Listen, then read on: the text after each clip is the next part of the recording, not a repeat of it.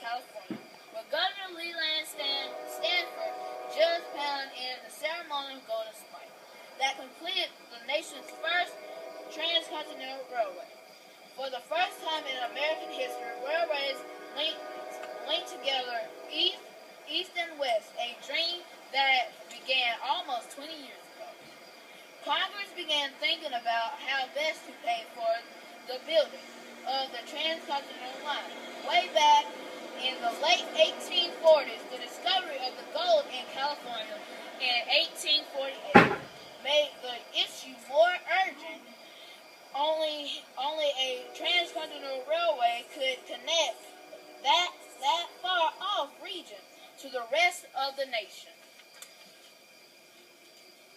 North and South politicians, however, disagreed over where the land should be constructed, and the project was put on hold for more than a decade.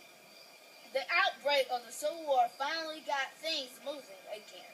Northern legislators approved Central Route Nebraska to California. More importantly, in 1862 and 1864, Congress passed acts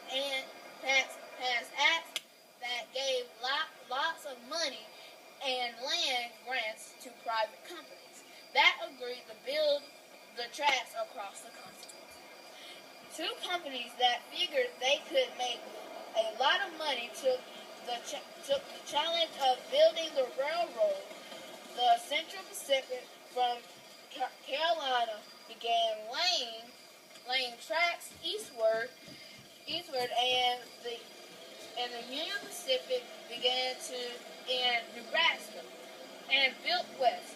It was harder for the people working for the Central Pacific because they had to build across the Nevada mountains. The workers for the Union Pacific could work faster because their land was flat. The Central Pacific crew was primarily Chinese immigrants. The Union Pacific was mostly Irish immigrants.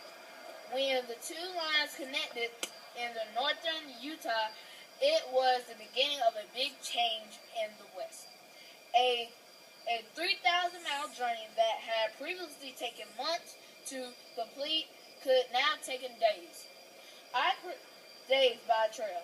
I predict in years to come, thousands of immigrants will ride the trails of Western, intruding on American territories and eventually forgetting their way of life. Perhaps more than any other single event, the completion of the transcontinental railroad will cause the settlement of the West. This is Christopher Kelley reporting news to you first in the completion of the transcontinental